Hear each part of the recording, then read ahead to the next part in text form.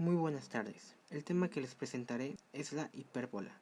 Antes de comenzar con todo el alboroto teórico y práctico, ¿qué tal si les cuento un poco de la historia de la hipérbola? Según la tradición, las secciones cónicas fueron descubiertas por el geómetra y matemático griego Menecmo en su estudio del problema de la duplicación del cubo, mediante el cual demostró la existencia de una solución usando el corte de una parábola con una hipérbola, lo cual es confirmado posteriormente por los también geómetras Proclo y Eratóstenes. Sin embargo, el primero en usar el término hipérbola fue Apolonio de Perge, en su tratado Cónicas, considerada la obra cumbre sobre el tema de las matemáticas griegas, y donde se desarrolla el estudio de las tangentes a las secciones cónicas. Ahora, comencemos por preguntarnos, ¿qué es la hipérbola? Bueno, la hipérbola es el lugar geométrico de los puntos de un plano cuya diferencia de distancia d1 y d2 a dos puntos fijos llamados focos f1 y f2 es constante. El valor de esa constante es la distancia entre los vértices b1 y b2 de la hipérbola. Una hipérbola es una curva abierta de dos ramas obtenida cortando un cono recto mediante un plano no necesariamente paralelo al eje de simetría y con un ángulo menor que el de la generatriz respecto del eje de revolución. Para entender mejor, ¿qué les parece si echamos un vistazo a cómo está formada la hipérbola? Para que entiendan mejor, les adjunto esta gráfica y les explicaré cada uno de esos puntos. Los focos son los puntos fijos que ahí se marcan como F y F1. El eje focal principal o real es la recta que pasa por los focos o la conocida como línea horizontal. El eje secundario o imaginario es la mediatriz del segmento F, F1, o mejor conocida como línea vertical. El centro es el punto de intersección de los ejes que ahí se denota con una O. Los vértices, los puntos A y A1, son los puntos de intersección de la hipérbola con el eje focal. Los radiovectores son los segmentos que van desde un punto de la hipérbola a los focos, PF y PF1, o las líneas rojas que unen ambas F con el punto convergente que se denota con una P. La distancia focal es el segmento FF1, de longitud 12. Este lo podrán apreciar con las dos líneas transversales que convergen en el centro y pasan al lado de la hipérbola, pero no la tocan. Esa apertura que se genera donde dentro se encuentra la hipérbola es la distancia focal, pero para que les ayude a comprender les pongo esta imagen. Como logran apreciar, la luz de esta cámara está generando dos líneas transversales que convergen en el foco de la cámara. Ahora, si comparamos esta imagen con la anterior, podemos notar más fácilmente cuál es la distancia focal y la línea de la que les hablo. El eje mayor es el segmento AA1 de longitud 2A. Para que me entiendan, como logran ver, se puede observar un cuadrado que mide de distancia del punto A al A1 y del punto B al B1. Es el segmento de la línea horizontal de A al A1. Eje menor es el segmento BB1 de longitud 2B. Ese es de la línea vertical. Los puntos B y B1 se obtienen como intersección del eje imaginario con la circunferencia que tiene por centro uno de los vértices y de radio C. Ejes de simetría son las rectas que contienen al eje real o al eje imaginario. Asíntotas. Estas son aquellas líneas transversales de las que le hablé hace unos segundos.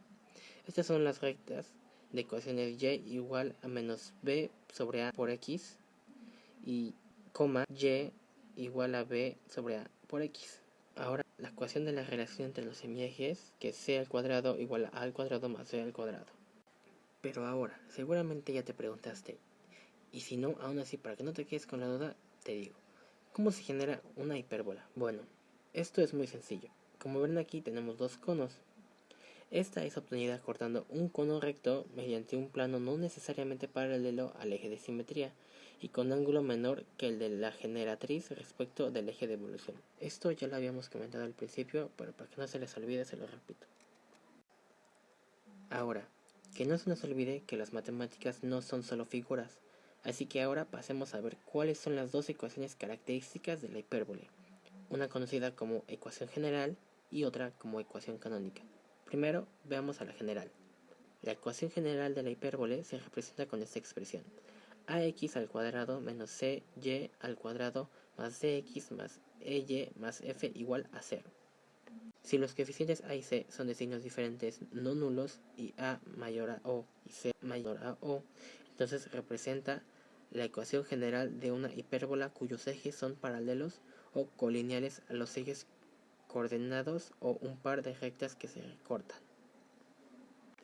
Un ejemplo, primero, en la ecuación son separadas las variables en x y y, convirtiendo a y c en factores comunes.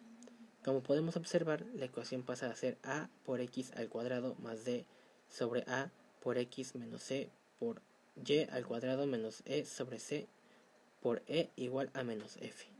Segundo, mediante la completación de cuadrados se reescribe la ecuación anterior como a por x al cuadrado más d sobre a por x más d al cuadrado sobre 4a al cuadrado menos c por y al cuadrado menos e sobre c por y más e al cuadrado sobre 4c al cuadrado igual a d al cuadrado sobre 4a menos e al cuadrado sobre 4c menos f. Tercero, ahora se convierten los trinomios de la izquierda en binomios notables, dando a por x más d sobre 2a al cuadrado menos c por y menos e sobre 2c al cuadrado, igual a d al cuadrado sobre 4a menos e al cuadrado sobre 4c menos f. Se convierte el término de la derecha a una constante denominada t. De acuerdo al valor de t se presentan los siguientes casos. Si t es mayor a 0, los ejes transverso y focal de la curva son paralelos o colineales al eje. Si t es menor a 0, los ejes transverso y focal de la curva son paralelos o colineales al eje. Si t es igual a 0, la ecuación representa a dos rectas que se cortan. Ahora veamos a la ecuación canónica. La hipérbola cuyo centro se halla en el origen de coordenadas o igual a 0,0 es representable mediante una de las siguientes ecuaciones denominadas de manera común como ecuación canónica o forma normal de la ecuación de una hipérbola. X al cuadrado sobre a al cuadrado menos y al cuadrado sobre b al cuadrado igual a 1 igual a b al cuadrado por x al cuadrado menos a al cuadrado por y al cuadrado igual a al cuadrado por b al cuadrado o y al cuadrado sobre a al cuadrado menos x al cuadrado sobre b al cuadrado igual a 1 igual a b al cuadrado por y al cuadrado menos a al cuadrado por x al cuadrado igual a al cuadrado por b al cuadrado. En dichas ecuaciones a, b y c representan a los semiejes transverso, conjugado y focal, respectivamente.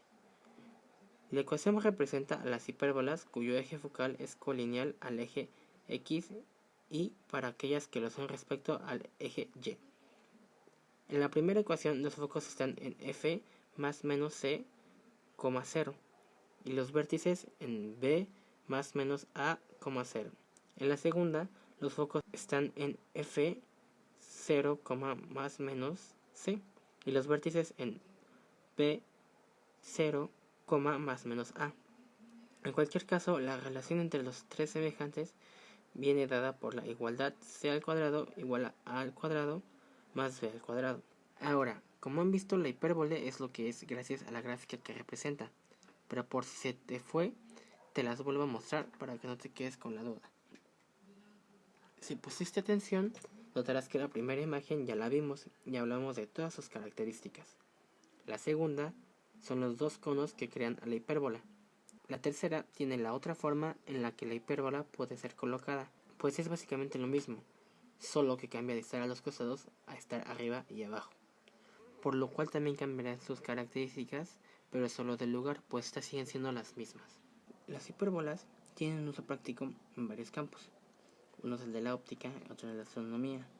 También son importantes en la construcción de puentes, aerodinámica y en su aplicación industrial, ya que permiten ser repetidas por medios mecánicos con gran exactitud, logrando superficies y formas curvas perfectas. La propiedad de la definición de la hipérbola. La diferencia de las distancias de los puntos de la hipérbola a los focos es constante. Esta se utiliza en la navegación. En el sistema de navegación LORAN, una estación radioemisora maestra y la otra estación radioemisora secundaria emiten señales que pueden ser recibidas por un barco en alta mar, puesto que un barco que monitore las dos señales estará probablemente más cerca de una de las estaciones. Habrá una diferencia entre las distancias recorridas por las dos señales. lo cual se registrará como una pequeña diferencia de tiempo entre las señales. En tanto la diferencia de tiempo permanezca constante, la diferencia entre las dos distancias será también constante. Si el barco sigue la trayectoria correspondiente a una diferencia fija de tiempo, esta trayectoria será una hipérbola cuyos focos están localizados en las posiciones de las dos estaciones. Si se usan dos pares de transmisores, el barco deberá quedar en la intersección de las dos hipérbolas correspondientes. También tiene otro importante uso en la astronomía. Las órbitas de algunos cometas son hipérbolas. Estos cometas solo se acercan una vez al Sol, que es uno de los focos de su trayectoria. Después se alejarán perdiéndose en los confines del sistema solar. Este es un tema bastante interesante que despliega muchísimas ecuaciones que varían entre la velocidad, distancia y diferentes valores para caracterizar qué tipo de trayectoria orbital conlleva el cometa en cuestión. Para finalizar, les mostraré dos ejemplos del uso de las hipérbolas en la arquitectura moderna, además de explicarles el porqué. Para comenzar, les hablaré de la Kobe Port Tower. Es una construcción destinada a uso turístico con forma de tambor alargado de mano tradicional japonés cuya estructura de geometría hiperbólica es única en el mundo. Por esta forma característica también se le conoce como la Bella Mujer de Metal. Como se puede observar, desde los cimientos del piso hasta la punta, si usan su imaginación podrán alcanzar a encontrar la similitud con los dos conos que forman a la hipérbole. La torre se completó en 1963 y se cerró temporalmente desde finales de 2009 hasta el 28 de abril de 2010 para su renovación. Se encuentra en el distrito central Kobe, prefectura de Hyogo, Japón. Y para finalizar, les hablaré sobre la Catedral de Brasilia. Es la catedral católica romana que sirve como sede de la Arquidiócesis de Brasilia, en Brasilia, la capital de la República Federal de Brasil. Fue diseñada por el arquitecto brasileño Oscar Niemeyer y proyectada por el ingeniero estructural brasileño Joaquín Cardoso, y fue terminada y dedicada el 31 de mayo de 1970. La catedral es una estructura hiperboloide construida a partir de 16 columnas de hormigón de 90 toneladas cada una, y al igual que la anterior, si se presta atención, se logra denotar que esta también son dos conos con la distintiva característica de que la parte inferior parece exageradamente grande en comparación de su contraparte superior. Bueno, espero les haya gustado este video que me dio mucho esfuerzo y que más importante hayan aprendido algo y hayan sentido interés por las hipérbolas. Muchas gracias por su atención.